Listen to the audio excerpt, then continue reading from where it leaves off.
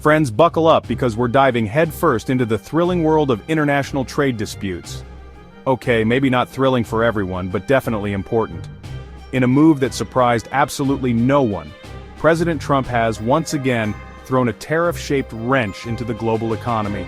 This time, he's slapped a hefty 25% tariff on all steel imports. That's right, all of them. The goal? Well, according to the White House, it's to protect those American jobs in the steel industry. And sure, on paper, that sounds great. Who doesn't love protecting jobs? But like a discount airline ticket, there are some hidden costs and unexpected destinations involved. This tariff isn't just aimed at any country, it's aimed squarely at China. The problem is, we don't actually get that much steel directly from China anymore. So, who ends up paying the price? Well, that's where things get interesting. Remember 2018? The year of the Winter Olympics, the Yanny or Laurel debate, and oh yeah, the last time Trump imposed steel tariffs? Ringing any bells? Back then, he hit steel imports with a 25% tariff and aluminum with a 10% tariff. The aim was to boost domestic production and protect American jobs. And for a hot minute it kinda worked. US steel production did increase and imports dipped. But like a sugar rush, the effect was short-lived. See, China, being the economic powerhouse that it is, retaliated with its own tariffs on American goods. This tit-for-tat tariff war hurt businesses and consumers on both sides. And then, just when things were starting to stabilize, a global pandemic decided to crash the party. Remember the great toilet paper shortage of 2020? Pepperidge Farm remembers.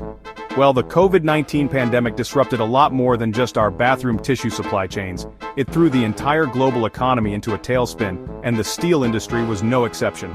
Lockdowns and reduced economic activity meant a sharp decline in demand for steel.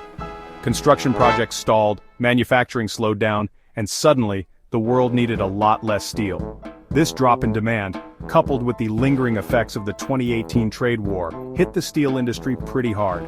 US steel production, which had already been struggling to recover to pre-tariff levels, took another hit. Meanwhile, China, with its massive production capacity, weathered the storm relatively well. And here's where things get sneaky.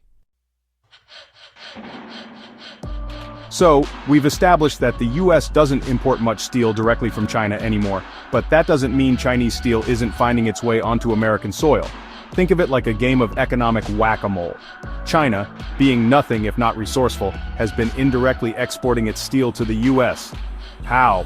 Well, sometimes it's routed through other countries, slapped with a new label, and voila, it's no longer Chinese steel.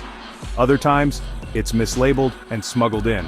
It's like the world's most boring heist movie, but with potentially huge economic consequences. And while China plays economic hide-and-seek, there's another country quietly becoming America's biggest steel supplier, Canada. That's right, our friendly neighbors to the north are now the leading source of US steel imports.